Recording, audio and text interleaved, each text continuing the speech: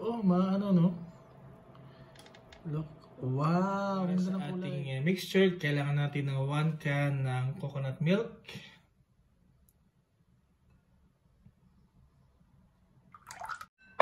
1 cup of sugar. You can always adjust. 4 tablespoons melted coconut oil. 2 teaspoons of ubi extract. Ay, 2 teaspoons. And 1/3 cup of ube halaya.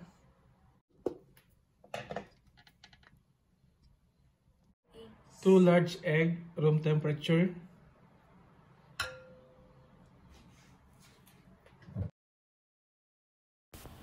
2 teaspoons of baking powder. The glutinous flour, 2 cups and a 1/4 cup. Half teaspoon of cinnamon powder.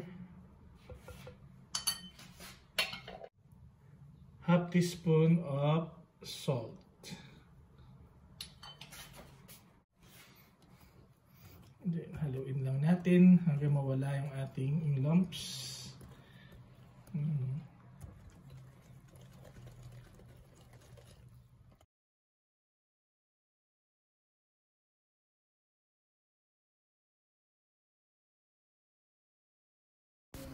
Pag ganito na yung consistency ng ating mixture, i-set aside lang natin, i-rest muna natin siya ng 15 minutes para ma-rehydrate yung ating glutinous flour. Para sa ating pan, i-grease lang muna natin ng coconut oil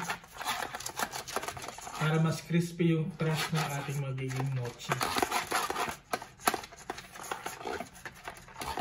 And i-dash lang natin ng glutinous rice flour. So pag ilagay natin yung ating mixture mamaya, magiging crispy siya. So ito yung ating gagawing baking pan later. Okay.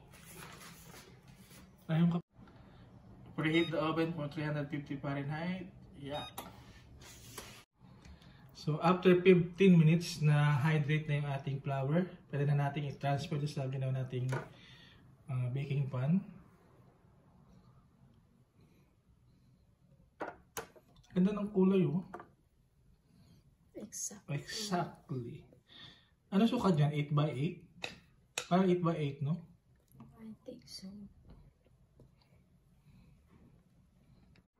And we're gonna bake it for 45 to 50 minutes or gagamitin natin yung toothpick test hanggang maging clean yung ating toothpick. After 45 minutes plus and 55 minutes, ito na siya. I-rest lang natin ng mga an hour. Gagawin natin siya slice. After natin ma-rest, slice na natin. Very soft. Oh, mochi. Ano nga talaga siya, oh? Alam mo yung para siyang sapin-sapin, no? Sapin-sapin na may ano. Sandali lang, sandali lang.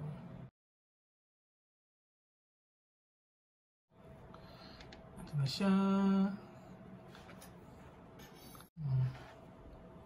Ganda ng kulay, oh.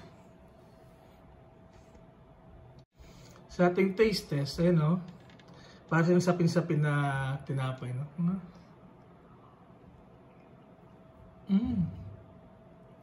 Ah.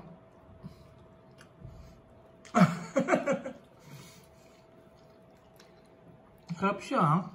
Very soft. So nakatulong talaga yung flour at saka yung crust. Crispy yung crust, no? Tapos yung inside niya, very soft and moist.